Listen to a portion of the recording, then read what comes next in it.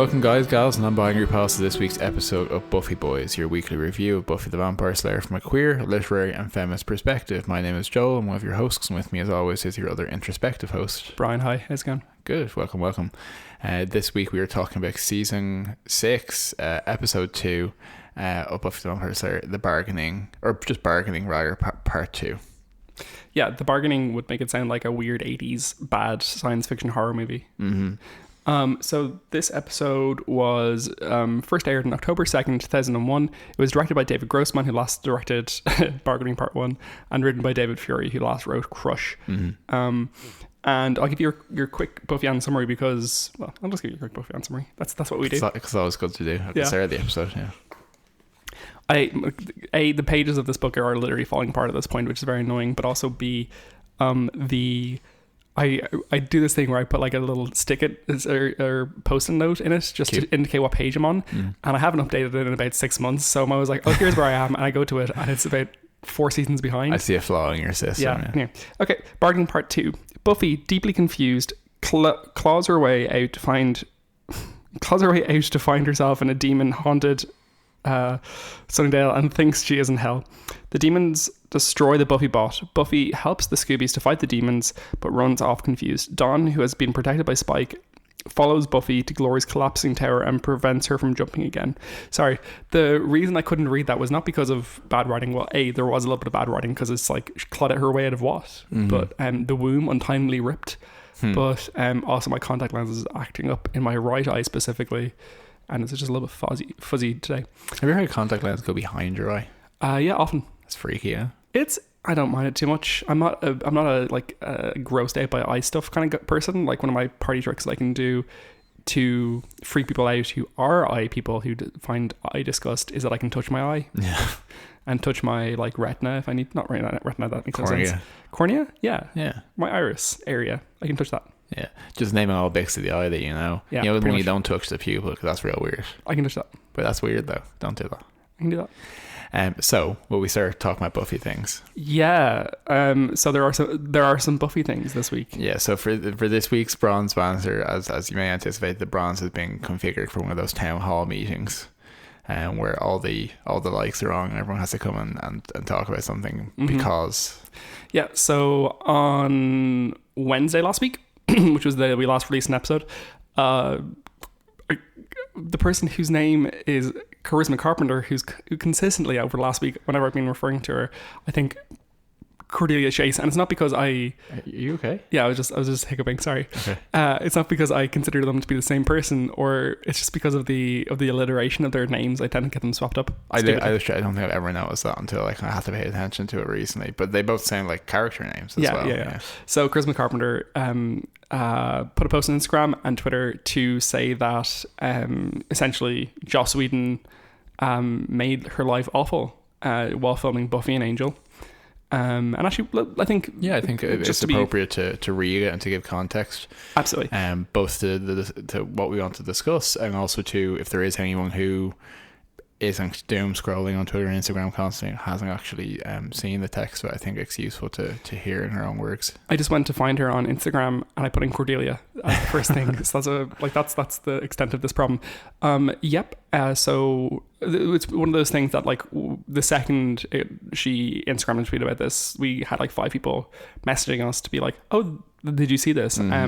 Not everyone gets that at all times, and to be honest, if you are a even casual Buffy fan, you might be sitting around being like, well, you know, another man abuses a woman and abuses his power, like it's just another headline, if you get me. So you might have scrolled past this because it's constant at the moment, which is awful. Anyway, okay, so in her own words, charisma by name, charisma by nature.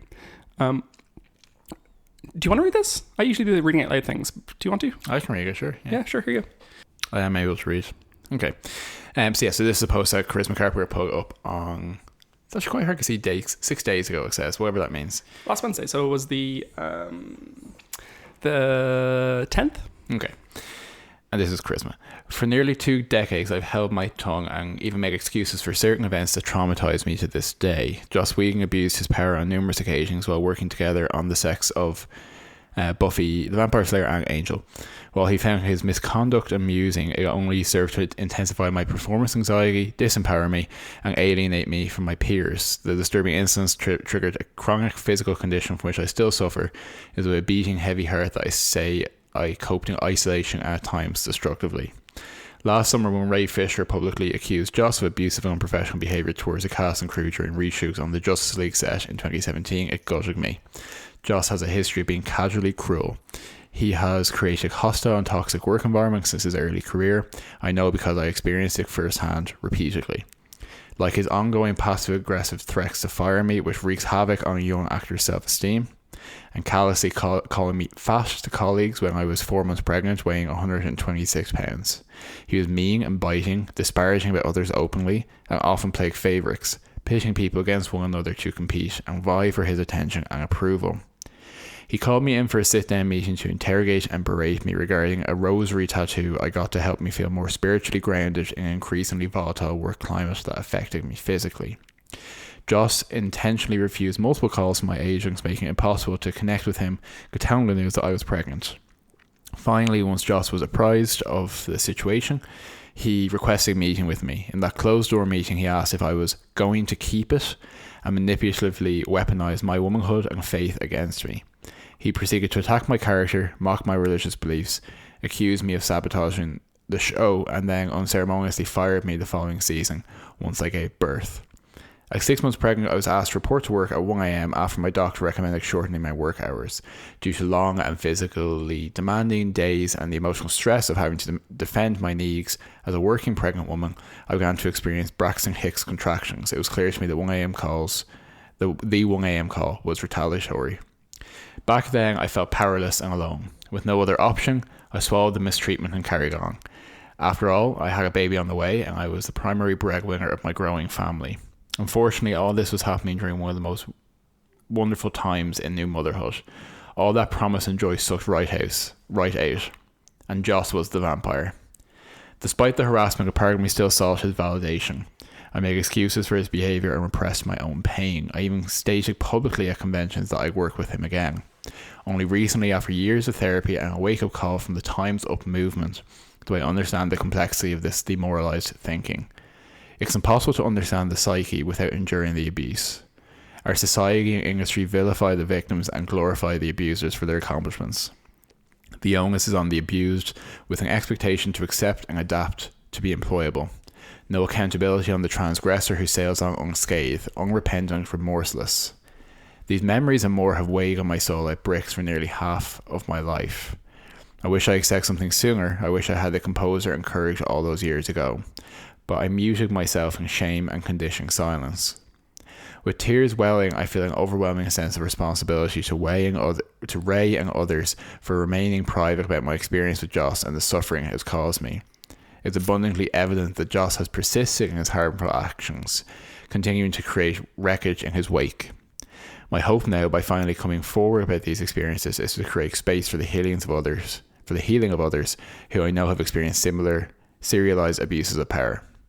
Recently, I participated in Warner Media's Justice League investigation because I believe Ray to be a person of integrity who is telling the truth. His firing a cyborg in The Flash was the last straw for me. Although I'm not shocked, I'm deeply pained by it. It troubles and saddens me that in 2021 professionals still have to choose between whistleblowing in the workplace and job security. It has taken me so long to muster the courage to make this statement publicly. The gravity of it is not lost on me.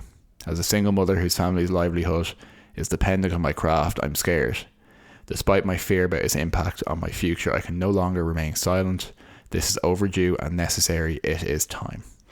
Thanks, Joel. That was so much better put than I would have done it. Here, come here. Can I just say before I hand this back to you, there's a line from this I want to pick out which kind of summed up what I wanted to say here, where she describes Ray to be a person of integrity who's telling the truth, which is what I will also say about Charisma Carpenter. Yeah, I think so too. So in the wake of that, thankfully, all of the Buffy cast and Angel cast have come forward to make their own statements. either in support of Charisma. So Anthony Head specifically was on a radio show last week saying that he's heartbroken that he didn't realize these things were happening, and not that he doesn't believe it, but that he has to reframe his experiences. But it was a very happy time in his life, and he has to now understand that there was this happening in the background. One of the most, and Sarah Michelle Gellar came forward and said that she doesn't want to be associated with Joss Whedon anymore. She's very proud of what she did with Buffy, but she doesn't have any interest in being associated with Joss. And it sounds like probably she was pretty badly mistreated by him as well, if you're reading between the lines a little bit. Most chillingly, Michelle Trachtenberg posted on Instagram saying that there was a rule on the Buffy set that Joss Whedon wasn't allowed to be in the room alone with her again. Specifically, when at the time again, she would have been 15 or 16, which is just horrifying to even think of. I don't know what to. I mean, horrifying stuff. Go on. So I suppose, there's a couple of things. I suppose we're getting right into it. We're reading the statement, and there's a couple of things which I would hope and imagine would be obvious, but which I think is important to state. One is, as I said, that we believe Charisma Carpenter, and we believe anyone who makes this kind of statement, and all the multiple people on the cast, some of whom have stated similar experiences, particularly Michelle Trachtenberg, I think, have been very vocal about it, and also I think Amber Benson has said that it was specifically a hostile work environment, and that I suppose what I'm trying to say here is that there's no amount of fondness, historical or current, for the kind of the work that Joss has been associated with in any way mitigates, explains or overrides that, and that it's the people involved who are most important. It's also, I think one of the things she notes is that, like, the pressure. It's so funny because she notes the pressures on the accuser, never the accused, in these situations. And specifically, what we saw in the immediate wake of this was people kind of harassing all the cast members. Yeah. In some good ways, like a lot of people getting in touch with the men and criticizing the men for not speaking up quickly enough. Dave Boreanaz, Charisma Carpenter did. David Boreanaz tweeted his support at Charisma Carpenter, and she wrote back saying, "Thank you so much for your support. Not just over the last couple of days, but continuously." Which, I mean, Charisma Carpenter's person affected here. Her experience is the most important thing. And she specifically said, "Thank you for your support that you've expressed in private, both in past and since Wednesday as well." So with that, I think it's so important that, like, the person who you need to be hounding here, if you're hounding anyone, is Joss Whedon. Yeah. And it's this kind of feeling like, the person we can affect is the smaller fry, the people who are accessible on social media, who open themselves up to this kind of criticism. And but the person at the core of this, the person who is Joss Whedon and the executives who would have seen this behavior and turned a blind eye. Yeah, and you made that point, and a number of people made that point, and I think there's something really important in that, which I found quite, because obviously, we've done a lot of thinking about this, a lot of talking about this since Wednesday. It's obviously very pertinent to social issues that we're very, investigating personally, but also obviously to the subject of this podcast. Yep. And if you think about Joss Whedon in this situation, or any person who's been in this situation, or who's been being accused in this situation, or any person who's abused a position of authority, what is the mental reflex you tend to have? You tend to think, well, Joss isn't going to do the right thing. He's not going to apologize. He's not going to come out with a big 180. So but like, say if we put pressure on Seth Green, he'll probably say something, and he should. So like, I think I'm agreeing with you. Seth Green obviously just being an example that I'm picking out, but I agree with you that you do this a kind of reflexive arithmetic. We almost know, maybe pessimistically, that the right thing is not going to happen, so you settle for these other things that and they're often just like denotations of because the person who needs support in that situation is Charisma Carpenter or people affected, and you don't know who, like, if you are hounding, let's say if you're hounding like Seth Green specifically, you don't know his experiences on the Buffy set, like, you don't know what he's communicated to that person who needs the support in private, or who needs the support. And I absolutely understand about, like, taking a stand visually, and when you have a platform against abuse in every form, it's anyway, that's kind of like more like besides the fact. I just thought it was an interesting aspect.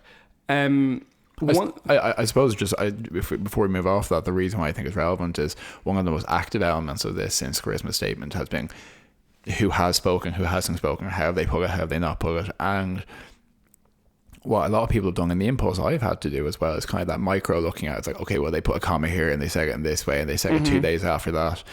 And there is no perfect way that this should be engaged with. And as you said, so we can't reduce it or flatten it to how a statement is put on social media and what particular brand of Comic Sans font is used. It's kind of at Sarah Michelle Gellar. Well, there's a lot of format and questions. She's a mom through and through, and I do love her. And I think particularly some of the and yes, I do think that if there is I think this is reflects in some ways the experience with Bon Appetit, and kind of like a horizontal vector where it's like who's going to come out in support, who's going to speak, etc. And I think that if the women are coming out, the men actually there should be parity there. I think there's a certain aspect to take things slightly out of context insofar as looking at what people have said about it at a year ago, 2 years ago, 3 years ago, where it's not on them at that particular time in that particular interview to go into the entire situation. And I suppose there's a little bit of naivete on my part, or inbuilt naivete, where like over the years I think about things that I know that Charisma Carpenter said about how there was difficulties, and I think we've said for a long time that particularly on Angel that there's difficulties with Joss evident there. And I've seen her say before, yes, it wasn't great how this worked out, but Joss wrote a great episode for Cordelia to come back in season 5, and I was so happy to do that, and I work on that again, etc. And I suppose I saw that and I was like, okay, well that's great, at least she seems happy with it in the end. And I suppose you have to look at it now and be like, that's just what she felt she had to say, or what she wanted to say at the time. And it's like put a couple of different things there. One is that like she possibly felt that's what she had to say to continue to get work. Exactly. And especially when like if you're looking at it, Joss Whedon, literally, MCU writer, like it's one of the heaviest names to throw around in Hollywood. One of the most successful people, and you can't walk around being like, oh, I'm bad mouthing this person unless you have the weight of a social movement behind you in some ways. It's hard. It's I suppose that kind of like I suppose one of the major things I've been feeling the last week is that like I feel so shit about how consistently we've been like, Joss Whedon's writing here, great. Because it's such a messy thing, and I just like we're sitting around reading or watching The Gift, written by Joss Whedon, directed by Joss Whedon, masterfully directed, incredibly written, and like I think that's true, and it's shit because it's come from a shit person, like it's this guy is. Can I intro with some breaking news? We rarely get ripped from the headlines. And I would like to thank Buffy Boys superfan Gary Lynch for linking this to us. And I don't mean to introduce levity where it's not appropriate, but there was a headline here which has been linked to me which says Buffy the Vampire Slayer star Nicholas Brendan Sander refuses to comment on Joss Whedon allegations as he undergoes surgery for paralyzed penis. If you don't mind, I'm going to get some spinal surgery tomorrow and heal and come up with a statement that represents me. Turning to his health battle, he explained he is feeling nauseous and hung up after a recent injury, which makes him always feel like I got to shit. Feel like I got to shit. He continued I'm sorry. He continued, my anus is kind of paralyzed and so is my penis, which is weird. I gotta sit down to piss because I don't know if I'm shitting or pissing. And the framing comment here was a simple no comment would have sufficed. So it's good that we're getting a breath of perspective on this. But anyway, so we've praised Joss Whedon extensively, and I think in the past what we've tried to do, because like it's been no secret that Joss Whedon's a shithead, and a cunt in every way. I hope that we framed it in a way like I listened to some old episodes. I couldn't find every reference to Joss Whedon. I hope we framed it in a way that was within the context of by like acknowledging that this guy has done pretty awful things. His wife, a couple of years ago, published an article saying that he had he had hidden behind his feminist label to be like pretty horrible to women, actively on set, and the Ray Fisher stuff. I mean, if there's a more perfect example of a black man saying, "Oh, I'm being treated horribly," and it not being fully taken seriously until like a white person throws their weight behind it too. I mean, which is just which neither person is necessarily. See, this is the complicated. Neither person is at fault for that necessarily. No, neither person is in any way at fault. Yeah. And I would suggest that Charisma Carpenter throwing, because she framed it very specifically in support of Ray, in support of who was fired from the fashion, who alleged a lot of abusive behavior against Joss Whedon during the Justice League shooting. When I think her throwing her weight behind those allegations and saying, I've had a similar experience, and saying literally, me too, that's amplifying the voice of someone who wasn't listened to, because like there were no major repercussions from him coming forward about it. People didn't take it seriously, and it's almost certainly because he's a black man. And what I found interesting about this, and particularly when you're looking at, and with no offense intended, like a slightly older generation that these people are part of compared to our generation, I found it quite interesting that we've a certain familiarity with movements, with social movements, with this kind of stuff, where we have Black Lives Matter, we have Time's Up, all this kind of stuff has happened in our generation and with growing force, yeah. And I suppose there's a tendency to think that once the crest of that passes, then maybe the benefit of it has diminished as well. But obviously the development of the last couple of years, and she specifically cites the Me Too movement, continues, like that's a turning point for people, and it can have knock-on benefits months and years into the future that you can't anticipate. And I think the question about, Joss Whedon being the iconic male feminist in a positive sense for like a long time, it's like had been considered that, and has been have written this great story because he was so inspired by his mother and all this kind of stuff. And someone said something the other day which I thought was quite accurate, which is, it's not inappropriate to describe people like this or in a comparable situation. J.K. Rowling.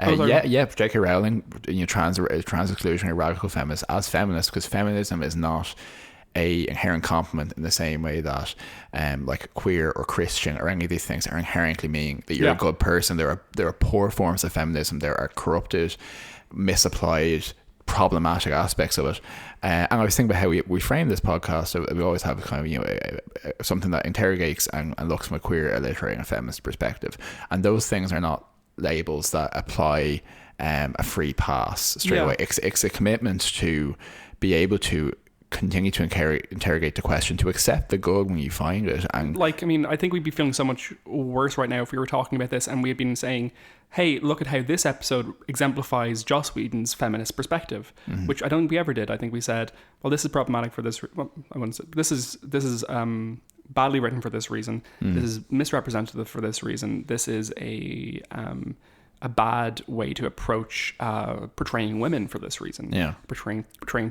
was going to say portraying people of color. He doesn't do that. Yeah. in this show. So as has been noted in some of his other shows as well. Yeah. Absolutely. And like people of color specifically, like one of the things I read the other day was how consistently he made Firefly 50% of the universe. The people in Firefly are supposed to be Chinese. So much of the culture is based, or so much of the lore and culture is based around the Chinese. Implication of there's been a Sino-American fusion, essentially. Yeah. And are there any Chinese characters? No. It's just like, anyway, whatever. But So I think we'd be feeling a lot worse if we've been saying, here's how this exemplifies Joss Whedon's feminism. And what we've been doing is a genuine critical approach to the portrayals of the various characters within this. And yeah, I don't know, I suppose if we at any point portrayed it as uncomplicatedly straightforward, then I personally apologize. Like I definitely don't want to have done that at any point. And yeah, I don't know. I hope no one listens to this podcast and thinks, God, Joss Whedon's a great guy. Yeah. Well, no, similarly, and I'll echo that if there is an aspect of our criticism, our reflection, which has been adulating, valorizing of Joss Whedon or under interrogatory. I apologize, and that's not what we intend to do. But I will say that when I hope, my intention is that when we first advertise this podcast for week episode 1, and I posted it on various Buffy message boards and Reddits and things, I got a lot of comments which were like, sounds like a lot of fun, really can't wait to hear it. Hope you really interrogate how terrible Spike is for all these reasons, and how Pangs is a racist, diatribe. So like, I think from the start, like, we've tried to like make sure it wasn't just, gosh, this is all wonderful Buffy stuff. Yeah, thankfully I did listen back to the first episode, and I did say in the first episode, this sounds like, here's the reasons why we're not bad. That's not what I'm saying at all. I'm glad that in the first episode I said something like, by all accounts, Joss Whedon's a bad person because of these reasons. It's just we didn't, I don't think when you want to talk about Buffy the Vampire Slayer, you want to make that the topic of every episode. But one of the difficult things with art and with creative media has always been, and is increasingly so, is the relationship and untangling the creator from the art. Because I think it is true to say that a lot of Buffy is due to the contributions of dozens of actors, hundreds of people.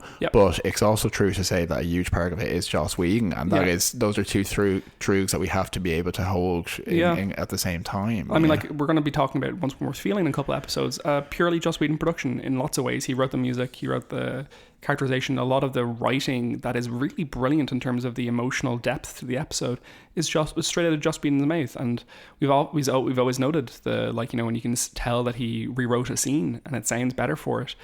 And yeah, I don't know, it's an uncomfortable truth in that situation that you're talking about a person who's a bad, like, just not a great person in any way, an abusive, power hungry, like, what really fucking bothers me about this as well is just this idiotic bullshit heteronormative notion that, like, you can, if you are a man out there, you have a vision, you can cruelly fuck with people to get the result you want. Stanley Kubrick famously did the same thing. And I think it's either David Cronenberg or David Lynch who actors work with, and specifically walk away being like, oh, that was great fun. We had a lot of fun there.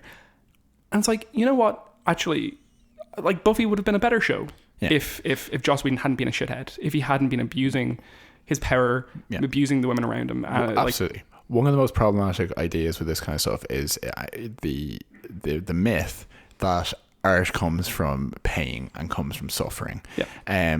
Inspired by, informed by, maybe, but is something that happens naturally, not something you can artificially induce. If your writing isn't good enough for that to be communicated, if your directing isn't good enough to be able to bring that out of the artists collaboratively without you torturing them, you're a bad director and you're a bad writer, and you can fuck off and die, honestly. Like, that's going to fish a Buffy Boys statement right there. Anyway, I suppose going forward will definitely be, when we're talking about Joss Whedon specific stuff, it will always be in the context. We'll be noting it at the time about how Joss Whedon is a scumbag, and we will be talking about the cleverness of his writing at times, and that's going to be uncomfortable. And yeah, I don't know. We're going to have to really deal with that when it comes up, I suppose. I suppose when you think about the myth of that, the male author, and that this is like an appropriate thing to do and it's worth it, who do you think propagated that myth and who does it benefit? Yeah. And I suppose one of those notes is we've no intention of kind of, our focus is Buffy the Vampire Slayer and Angel and all the goodness that's come out of that, but we've no intention of looking at other kind of Joss Whedon properties. I think was something that you wanted to mention as well. Yeah, specifically, the Nevers is coming out pretty soon, which with HBO. So HBO Joss Whedon TV show. I was pretty excited when it was announced. We won't be watching it. We won't be reviewing. We won't be talking about it on this podcast at any point. And like, I mean, it sounds like HBO have specifically. They haven't included his name in any of the advertising, so it sounds like it might be due to the Warner Brothers allegations, because they did some stuff there, and it sounds like there was some ripples in the background in some executive rooms or something. We won't be watching it. We won't be recording it. We won't be recording anything about it, and I won't be watching any further Joss Whedon stuff. I'm at this point, Joel, I've been so hungry for Buffy Blu-rays. I don't know if I'd buy them. Because I really don't want that man to get any money. I want to object with my wallet wherever possible, and then also on my podcast, which I'm sure he listens to. But I'll be asking him after this.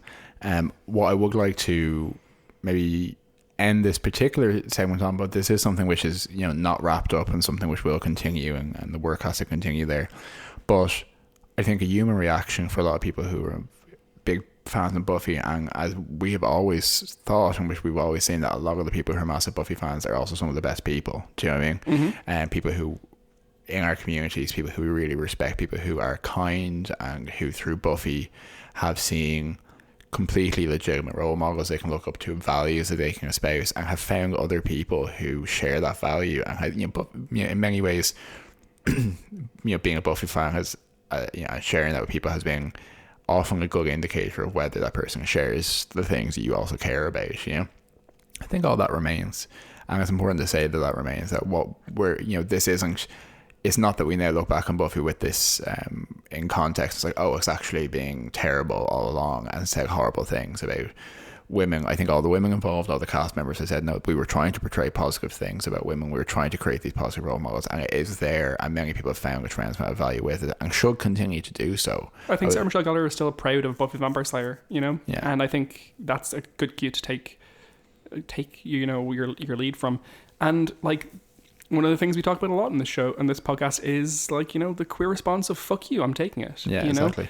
We right back against this. We who even wrote Buffy the Vampire Slayer was we annex Buffy the Vampire Slayer. Yeah, exactly. It's I don't know. At the same time, it makes me feel like a bit of an idiot. Like, I know whenever people talk extensively about Harry Potter these days, I'm like, do you really want to do that? Like, it's Joss Whedon.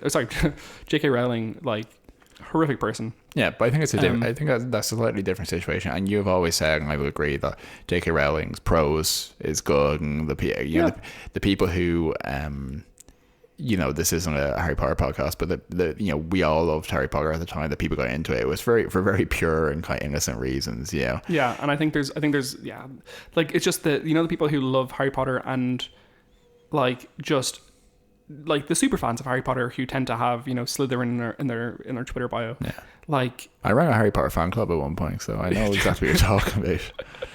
I always felt such sympathy for them because I don't know. I think I cringed at them. But again, I think ultimately the cringe should reflect back on the person who's caused the situation. Yeah. If you have a Buffy tattoo because she showed you that women could be strong, do you know what I mean? And if you have a Harry Potter tattoo because you were inspired by this magical world, that's pure. Do you know what I mean? That's it. As in, like, that's a genuine motivation. Mm-hmm. Like, I've got a Doctor Who tattoo, and I often wonder from time to time, like, is that going to turn out to be a, particularly during the Moffat years, and like, am I really like off base here? And like, most of Doctor Who has been written by terrible people, up until Russell T Davies, who's pure and who I love tremendously. That we know of.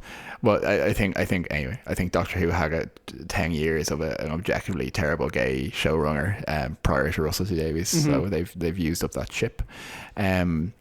I think there's a certain amount of agency and ownership that we as people who engage with it can take. Part of it is being, I think the flip side of not being afraid to criticize the things that you care about. The flip side of that is you get to continue to enjoy them once you've done the work of being responsible about it. That's what I think. Yeah, I think so too. It's a messy one. We'll continue to grapple with it on an ongoing basis. This has been a lengthy, necessary, I think. Necessary and very important Cordelia Chase chance. Cordelia found. Cordelia found. Yeah. Okay. Section. Fuck Joss Whedon. Like, fuck Joss Whedon. Go fuck yourself. Yeah. So, speaking of Buffy the Vampire Slayer, let's talk about Bargaining Part 2. Bargaining Part 2, kind of a slow episode. Slow again. I think maybe works better as a two-parter. as a two-parter, but no, actually more specifically as like a 2-hour television event or whatever. Sure. So what we see in this episode is Buffy has clawed her way out of the grave, and she's we see a lot of silent Buffy trying to rediscover Sunnydale, which has fallen to the Hellions bike gangs, which I always thought when they say like these are Hellion biker demons, I thought it was like a sub-race of demons or a description, but they actually have like club jackets, like they're actually specifically a gang as well, which is a really odd note. And then fairly succinctly, I think the gang kind of finding her and realizing that Buffy has actually come back and kind of that's really the it's a very, very, very focused episode on that one kind of point. Yeah, and it's a little sparse ultimately. I think it has great moments, like the moment up on the tower, really, really strong. And a couple of moments, Buffy Bot being pulled apart. Like, I will never forget that moment. I remember watching that like on TV, and I was horrified. I found it like super distressing. Yeah, and it was just generally it's a well put together episode. In some ways, and other ways, kind of quite slow. So, like, if you were to write the plot, Buffy comes back to life.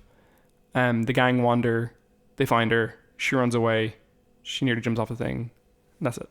You know, it kind of takes place over a space of like 2 hours, or even less maybe, and it feels like there wasn't enough stuff there. But so yeah, I think there's not a huge amount to really say there that wasn't said in the first episode in some ways. One interesting, so we kind of touched on this last episode. The framing of this is that because these Hellions, is that what you said? Hellions, yeah, have come to town. Buffy, upon waking up, thinks that she's woken up in hell. She thinks that what happened is that hell has come to Earth in the way that Glory was going to do at the end of season 5. That she has woken up to her having failed to close the portal. The portal, I suppose. You can even hear some of the when she's on the tower, you can hear some of the effects from the original episode. You can hear the dragon flying around and stuff, which is pretty smart. But so she's convinced that instead of waking up in Sunnydale in real life, she's woken up in hell. So she wanders around very mute, and at the end of the episode, towards the end of the episode, the first thing she says to Dawn is this hell, which is really pretty dark. It's interesting that that's how you've interpreted it, because I think it's perfectly legitimate that she thinks she's failed and that hell opened on Earth. I read it as if she thought she had gone to hell, similar to how Angel did, and that she was perhaps being punished, or that she was stuck in this cycle where hell for her is basically something that has been destroyed, and she has to maybe continually throw herself from that tower. That's kind of how I was picturing it. And maybe those things are basically the same thing in some ways. Yeah. So I mean, I think the important thing, the emotional note there, is that hell, Sunnydale is resembling the hell that she was imagining when she saw when Glory stuff happened. And just by chance, kind of, essentially. At the same time, though, I think the episode kind of talks a bit about the similar stuff to The Wish. So this kind of feels like a bit of a Wish-verse episode, in the sense that it very much has the sense of, what if Buffy didn't come to Sunnydale? Because without Buffy in Sunnydale, the place does quickly become to get ransacked. And I think it nicely sets up the question mark for the rest of the season, which is like, who is Buffy now? What is Buffy now? And is she here or is she absent? Which is like, it's fascinating. Yeah, absolutely. And I think we see a couple of interesting character studies through that, in the sense, I think we get them focus on how Spike and Dawn are kind of paired up, and Spike very particularly is trying to fulfill, in a kind of a Sisyphean way, the promise that he kind of didn't manage to fulfill in the gift. And we see kind of how the gang kind of adapt to fighting the Hellions and trying to avoid them, and particularly Willow, I think, only coming to terms with her grief when she's found that the spell, to her understanding, has failed. And that's really, I think the implication there is that this is the first time in 3 months she's actually moved into the grief proper. I mean, well, that's it. That's the end of the bargaining stage, because she, up to this point, she had been like entirely fixed on the idea that she can do something about this, that she can fix this. So there's a moment where she's talking to Xander.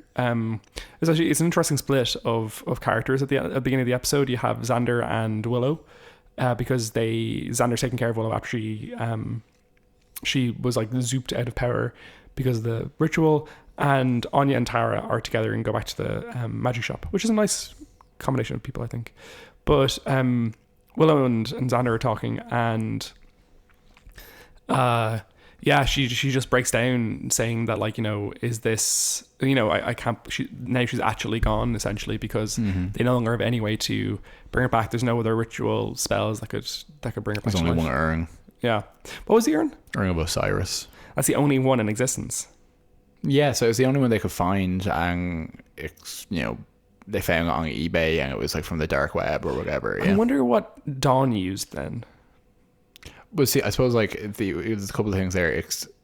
The spell they were trying to do was specifically one that wouldn't, like, Dawn had basically the version you would get on Wish.com. Do you know what I mean? It was like bringing back someone as like basically a zombie or something horrible. Sure. Whereas this wasn't the same spell then, you reckon? No, I don't think it was. No, I think this was a higher tier kind of, expensive exclusive. That was kind of what Willow was trying to frame it as. It's not the Dawn thing. It's something which will only work once, and you need to have a special vase for it, or urn. Because bear in mind, Dawn's thing was just with some random crap that like Doc had in his apartment. Do you know what I mean? Yeah. One of the interesting notes about this episode is that people have apparently Sarah Michelle Gellar was quite upset filming this because she was made to go in like that small confined space to film the coffin stuff. Mm-hmm. She's quite claustrophobic, and she had specifically asked Joss Whedon not to make her do that again, and she was quite upset that he did again for this. Mm-hmm. So yeah, there you go. I can see why one would want to not be in a coffin if they were claustrophobic. I sympathise with that. Yeah, I think if you're claustrophobic, this would be that's the claustrophobia is being in a coffin. And while it's obvious, I think it's worth noting that we have this kind of thematic full circle thing where we see Buffy fighting her way out of the grave, which is how she usually encounters vampires when they've risen as well. Yeah, and I think that's one of the things of the season is that Buffy's an aberration at this point,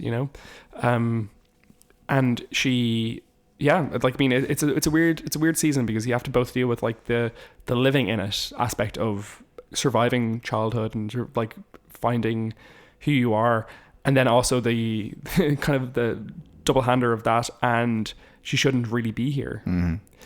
It's handled very well, I think. Yeah, and we get some nice comedic moments as well through the episode with Anya just really insisting on telling everyone that she's engaged to Xander, which is not necessarily something I'd be quick to tell people, but at the most inopportune moments trying to bring it into conversation. No, it's pretty funny. It's an interesting episode for Xander as well, specifically because he gets to head the Scoobies for pretty much the first time and one of only 2 times. Yeah, which I saw that note as well, and I was like, that can't possibly be true. Like when else, Joel? But like, surely he's like, is he just always in the background? He's quipping.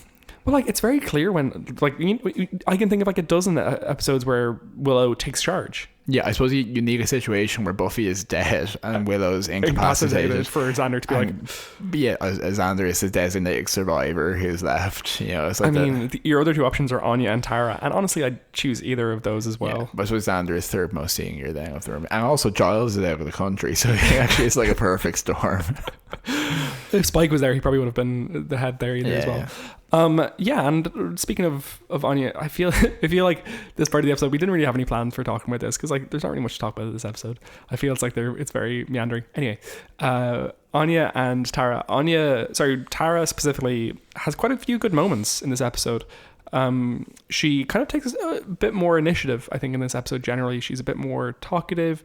It feels like she's kind of gaining a bit more new lease on life after being brain sucked. Yeah, exactly. So at one point, she buries an axe in the lead demon's back. Razor. To get... because he's choking Willow to death, who has been actually showing some like really fun and cool magic skills through the episode. And what she says, "Get away from my girl." Something along those lines, yeah. But Tara's first and only demon kill in the show. Is it her only one? Yeah. Jesus Christ. Because I suppose like mostly she's either doing other stuff or maybe staking a vampire, but she's not exactly axing a lot of demons. That's true. The obviously one of the more horrific images of the episode is for sure when the Buffy bot is caught by the gang in a moment that felt very, very reminiscent of AI to me, Steven Spielberg's AI. Oh yeah, I suppose so. Yeah, if you haven't seen it recently, it's actually very good. I really like it, but it's really long, and there's a scene in which there's lots of robot torture. I want to put it that way, in which robots are like in front of a kind of destruction derby kind of thing, pulled apart in really disgusting ways. I always found it very disturbing. I found this scene very disturbing, watching the Buffy bot get torn apart.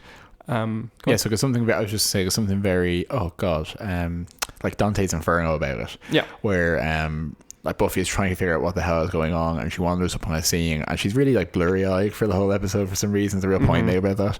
But she sees what appears to be herself getting torn apart by demons. Like, that seems very like Renaissance painting, kind of like seeing your own self being like destroyed in hell kind of thing. Yeah, the last thing that Buffy Bot does before getting pulled apart is she sees Buffy herself. She looks at her and she says, "Buffy?"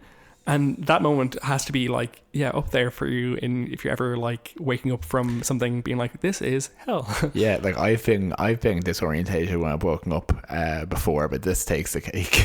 It was really funny last week. Joel is very skittish as a person. What? And if you wake him up in a way that is in any way not giving him half an hour warning that you are near him, he tends to scream quite extensively.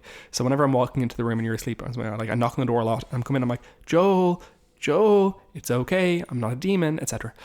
But during the week, at some point, Joel was coming. I can't remember what it was. Actually, I can, but I don't want to talk about it. But he was coming into the room that I was working in. I had my headphones in. So you knocked on the door, presuming that I could hear you, came in, and I just happened to be turning around when you came in. You turn around so like a person would turn around if I knocked on the door. Do you know what I mean? It was perfect moment. And you were just like, hey, and I fully screamed in your face. We screamed at each other. Because I got a fright when you screamed at me, so I shouted back. Yeah. So that's great. But yeah, no, the image of the Buffy Bot torn apart, pretty horrific. Even there, you see the Buffy Bot without arms and legs later on, where it's just like cables trailing out of her body in a really genuinely horrific manner. It's very H.R. Geiger-y almost. Yeah. And Dawn talks to her and gives her the information that Buffy went this way basically, and it kind of feels a little grievy. It feels like Dawn's losing her again in some ways, which is very upsetting. Yeah, because Spike, when they come upon this scene, says it's not her, and Dawn's like I know, but also she obviously there's this weird frisson there where it's like she got some comfort from it, but she knew it wasn't her sister, but now it's gone. And the Buffy Bot kind of didn't deserve it because the Buffy Bot just kind of tried really hard for a robot. Yeah, the Buffy Bot did try really hard. Oh gosh. And the Buffy Bot does tell Dawn that she had that she saw Buffy, and the Buffy went up onto the tower. This is after Buffy's been found by Willow's gang and everybody, and already renamed it Willow's gang. And Xander has a realization that they brought her back to life and left her in a coffin to claw her own way out. He has one of these fucking Xander speeches where it's like, you listen to it and it's like, no one talks like this. It's like, oh god no, we put you back right where we left you, Buffy, right in the ground. It's like, why articulate it like that? Yeah, why not just say, oh no, Ox. Well, no, frame it so that it's not like, oh, here's how bad we should feel. And exactly. Instead, frame it like, what can we do for you? Yeah, he's like, this is exactly. He's always like, if you think it's not that bad, it is. Yeah, exactly. It's like, has no one thought of how bad I'm feeling about all this? With my paralyzed penis. I mean, in fairness, I would believe that Xander has no idea if he's pissing or shitting at all times. Oh, God. Oh, time of the flat circle. And then Dawn goes up on the tower where Buffy has thrown herself off from because she's experiencing kind of re-traumatized, very the trauma shouting from the wound. She's re-experiencing all this stuff again. She's planning on throwing herself off, and she's having the conversation again with Dawn, where she can hear Dawn's responses in her head, and she's mumbling her answers, which is just the speech from the end of season 5. And she hears Dawn in real life shouting behind her, Buffy, which a couple of great writing notes there is like, one, just the idea of that kind of lack of ability to distinguish between real life and psychosis moments, is that most people actually can, in lots of situations when given the option between the two, can distinguish. Yeah, it's that kind of snakes thing that we talk about a lot.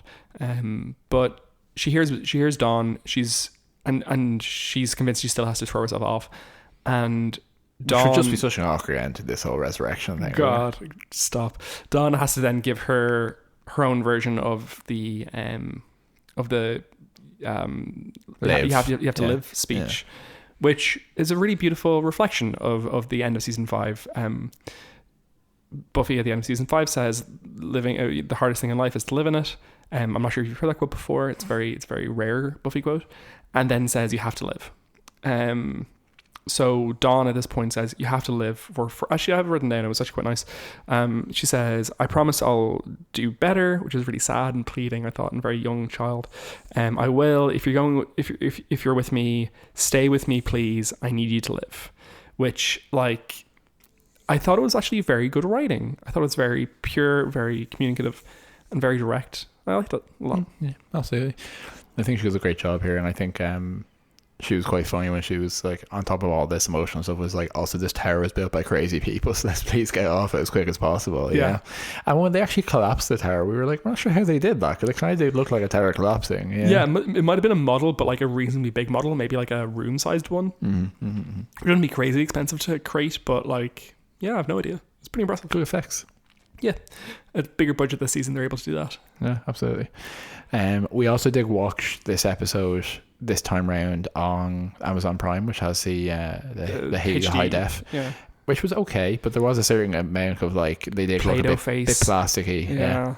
And when the special effects, particularly when Tara did the Tinkerbell spell and got close to Willow's face, it did make her look a bit kind of like she's been airbrushed into oblivion. Yeah, I don't think I'll be doing that again. I think I'll just be having to keep a very close eye on making sure that there was no content removed from the version we're watching. Yeah, or else you'll cry. I fucking hate this nonsense. Anyway, not as much as I hate Joss Whedon, though. And that's important to bear in mind.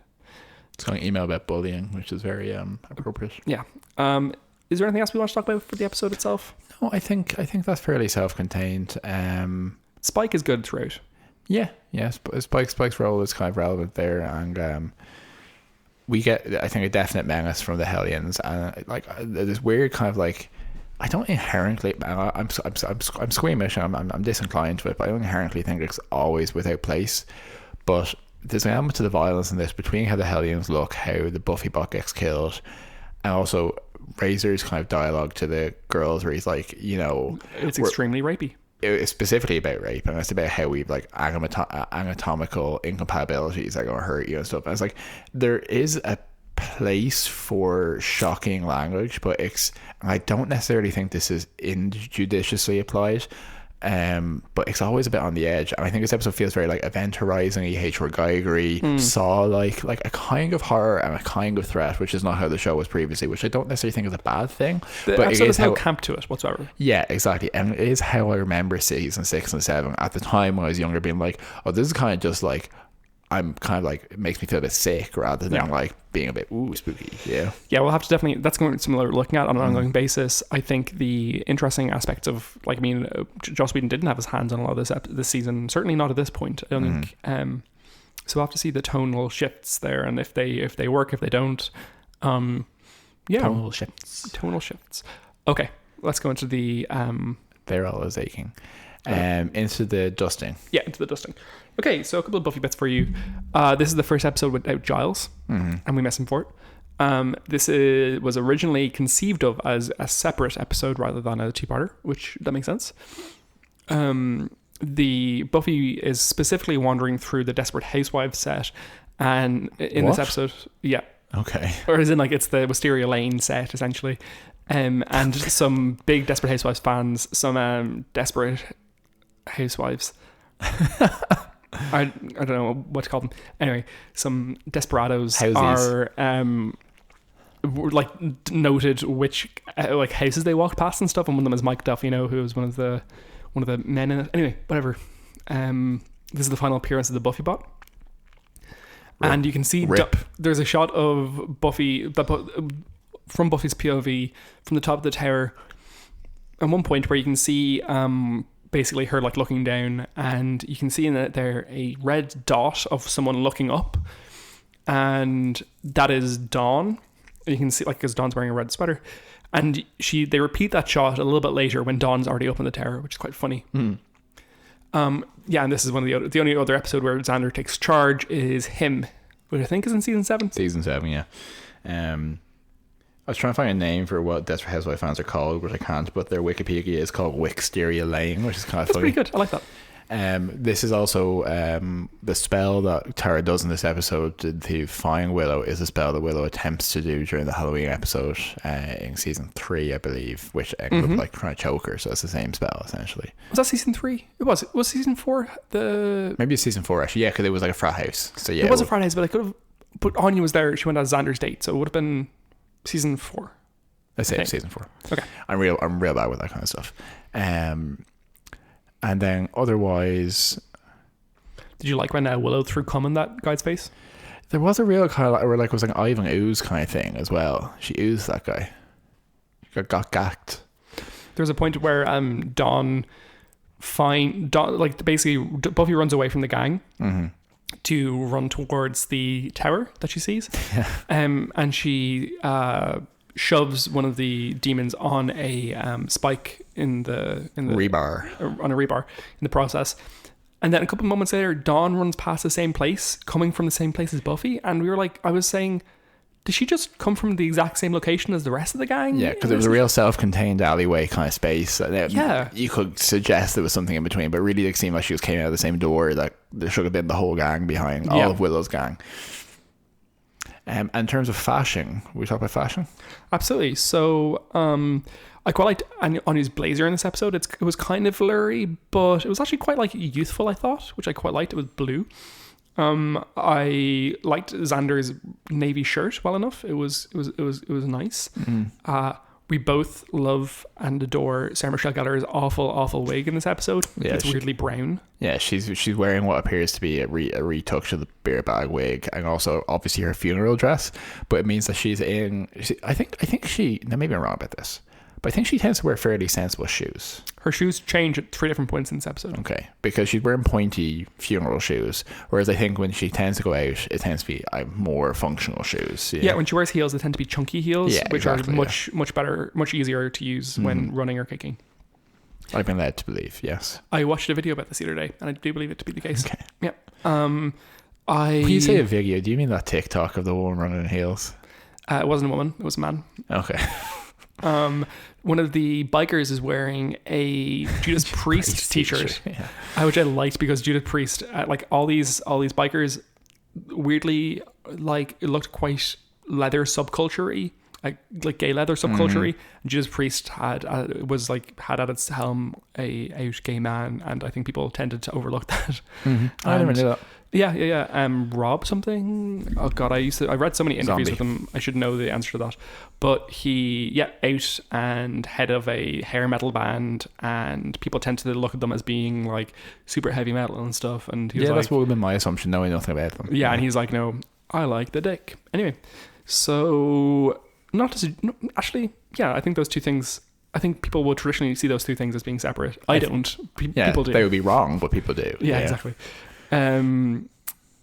I quite liked Dawn's turtleneck red top. I just thought it was youthful and nice, and it had a fleur-de-lis on it, which is interesting. Anyway, those are my fashion notes. Do you have any? Yeah, no, that covers all mine as well. Yeah, some interesting looks.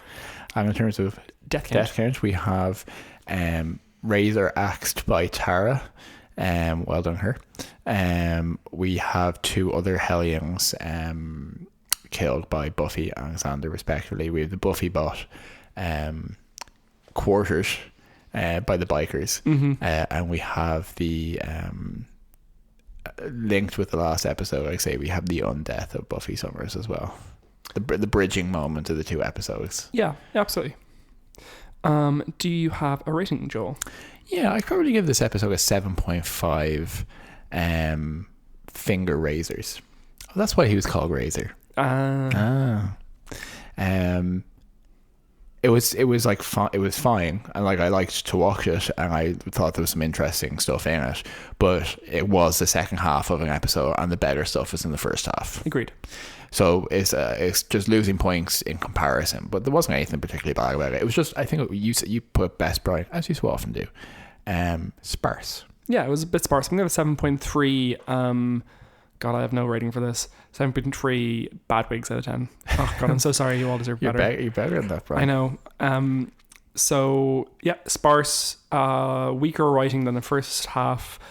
Didn't need to be a double episode, or if it was, I think it would have been better served as being a separate episode, which was built out with more plot and structure. I know this isn't possible in the climate at the time, but I think what works best is when you have a TV show where an episode can be of a variable length.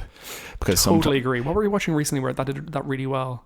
I don't know, Good Fight maybe? No, it was something we watched last week. There were 45-minute episodes between. Oh no, you know what it was? It was The Wilds, which I watched on my own, which went between an hour and 45 minutes. Which, if you haven't watched it, it's on Amazon Prime, or it certainly is in the UK and Ireland. It's actually really good. It's kind of young adulty in the same way that Buffy is. It doesn't have any of the depth of Buffy so far. The acting and the thematic stuff of the show, really good. It's also just like a ton of fun to watch. So go off and watch The Wilds. I feel so bad. We had so many good things we watched over the last week that we could have talked about. We'll today. still have watched them. Yeah. No, but we could have talked about them, and that's the only reason to. No, watch as in like them. we can talk about it next episode. Yeah. Okay. So yeah, I think this is an episode that how long was the episode? 40 minutes? 42? If the episode was 55 minutes or something, or if the two episodes together were 55 minutes, you know what I mean? Might have been the perfect length for it. Which some things are able to do very well. And now I know that what I always found was another Doctor Who digression, but one of the biggest shows on BBC of all time, at all times when it airs at its peak, and they had to negotiate with the BBC controllers, like, can we get 5 extra minutes for the news year special, and like special dispensation, 5 minutes out of the news or whatever, and it's like, just give them as much time as it. Anyway, look, it's the whole thing, but fine episode, fine. Yeah, I don't hate it. Okay, the Cordelia chase. Yes. Like an apt episode for the themes we've discussed. It's called That Vision Thing, and it focuses on the progressive toll that the having the visions is taking on Cordelia. Generally, because she's not meant to have them as a human, but specifically in the course of this episode, Wolfram and Hart employ a psychic who forces some of the, she sees all these horrific things, some of those horrific things to happen to her as she's seeing them, particularly her getting cut up by demon claws and all this kind of stuff. She sees a demon with unspecified amount of claws, and the guy's like, how many claws did it have? Because that's important for denoting what kind of demon it is. And she says, definitely 5. And she turns around and you can see that she has 5 cuts across her stomach. And she's like properly cut up like a slag of beef kind of thing, you know what I mean? Like, it's really horrible. Now what I will say, it's an interesting one to watch in this context. Do I think that arc and that theme by itself is, misogynist or bad? No, I think there's a way you can have that supernatural fantasy plot. Our feminism doesn't require women to not experience negative stuff. I mean, women experiencing misogyny in cultural texts is an important representation of the experiences they have in real life. And at the same time, this is when taken apart, and like, that's the thing, I like this episode quite a bit actually. I thought it was quite good. I think season 3 like just generally feels better written. It feels more integrated and more comfortable, but when you take this episode along with what we know is the rest of Cordelia's arc and what's already happened to her, it just feels punitive and cruel. The problem is that this kind of thing happens to Cordelia in a number of unconnected circumstances so many times. Part of the problem with this episode, I think, is that because she is really suffering, and Charisma honestly does a great job of portraying that suffering, but she doesn't really have a big hand in helping herself, which is something that's distinct from many of the characters on Buffy, for example. Is that it mostly, as often happens, is her suffering here motivates noble men like Angel to go and save her. And there's an aspect even of her, getting this secret key to open to a demon dimension to do this kind of stuff, where it almost feels a little princess in a castle, where it's like, I'll go and do this quest to save fair Cordelia, etc. Now all those component elements are quite interesting, but it is the way they hang together, and it is difficult, particularly this week, to be like, here's, however fictional it is, here's Cordelia like really being like abused essentially, but there's more to that to come, particularly with something in this, linked to something in this episode, because there are some interesting elements. One is that Angel specifically goes against the forces of light to do this, so he Wolf from Heart say, if you do this terrible thing for us, we will stop torturing Cordelia. Yeah. And so he kills 2 demons, both of whom are actually similar to him, champions of light, takes their magic key, goes to this dimension where someone terrible has been kept in a prison of flame, and meets this really H.R. Geiger-like giant demon called Skip, who recurs later in the show, who looks great, and I actually think it's a fantastic character design. And it's played by Roy from The Office. Yeah, played by David Denman, who plays Roy in The Office, which is surprising because now obviously he's probably on heels or something, but like this is a big imposing demon, and it's actually one of the best examples of that thing that Joss Whedon tends to do, which is take things which should be kind of imposing and kind of make them, hey, how's it going, my name's Skip, that kind of thing. I like that. I think that interaction is really interesting. Though it's worth noting that Joss Whedon's a scumbag. Yes, Joss Whedon is a scumbag. Speaking of, the person who's in the cell, which will come back in a later episode, is a person that Wolf from Heart once said was called Billy Blim, who is will recur in a later episode, with some not interesting, but like contextually relevant backstory about misogyny, about like rape and all this kind of stuff. And his power is to induce violent misogyny in men. And I've mentioned this before because there's been very similar to that episode of the Twilight Zone. Yes.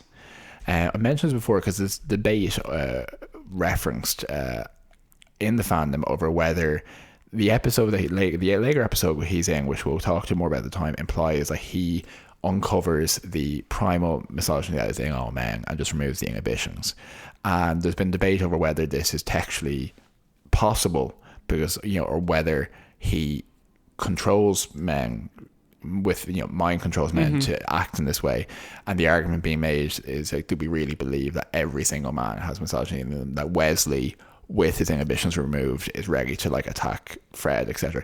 It's an interesting conversation, because I think the first time I spoke about this on this podcast, I thought like saying that it wasn't revealing her misogyny was maybe apologetic and trying to explain it away, and now I'm like, maybe it's the other way. Maybe it is bizarre to imply that is like inherent. Anyway, I think it's a really interesting nugget, critically, which we'll get to. The concept that if what you're communicating is that all people have an inherent aspect of misogyny due to the context in which they grow up. I mean, it's the same way that everyone's homophobic. I'm certainly have my moments of homophobia where I look at a gay thing and I'm like, ugh. Yeah. And or importantly, biphobia quite a bit on this podcast. Of course. Or I look at I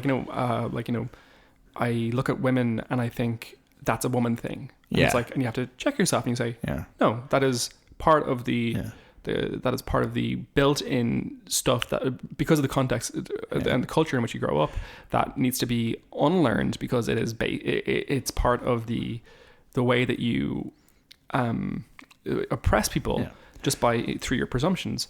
And what I'd say is that is that in everyone? Yes. Is that violent in everyone? Absolutely not. Yeah. I think, I think absolutely. I think we should talk about it in more depth when we get to the Billy episode, because I think it might actually be the linchpin conversation to understand this show, with Cordelia as the one female cast member and all these men and all this being a more male. I think there's something there to unravel that I'd like to get into. Well, Fred also, obviously.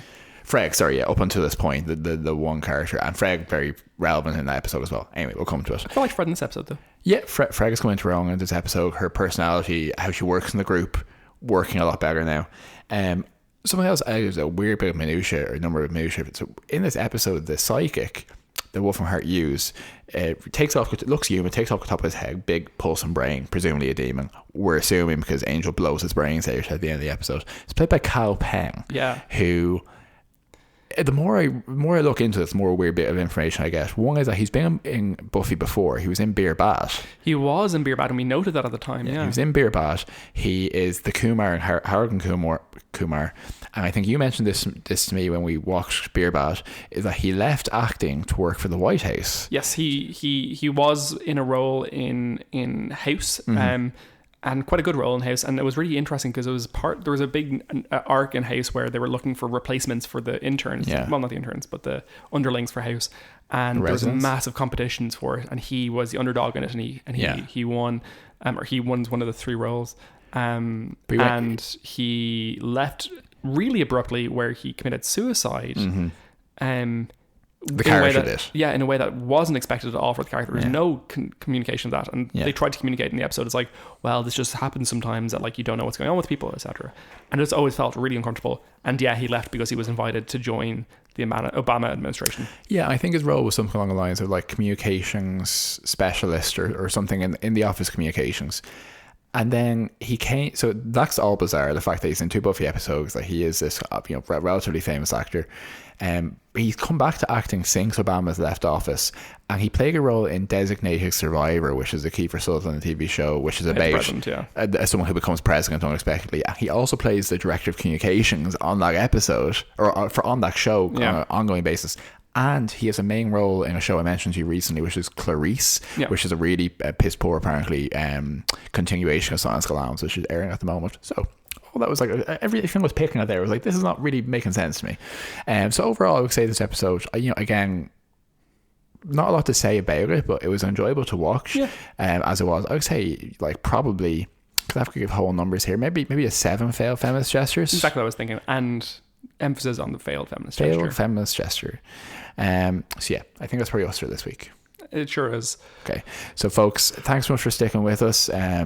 Long episode, I imagine, but it's great to have you here. It's great to have the feedback and to have people we can talk at and with about this. So we hope you enjoyed it.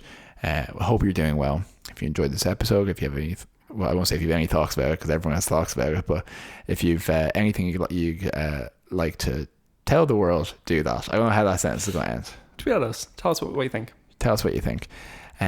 Tell your friends, tell all your friends about Buffy Boys, and we will see you next week. And Buffy Boys. On this podcast. Buffy Boys. See you. See ya.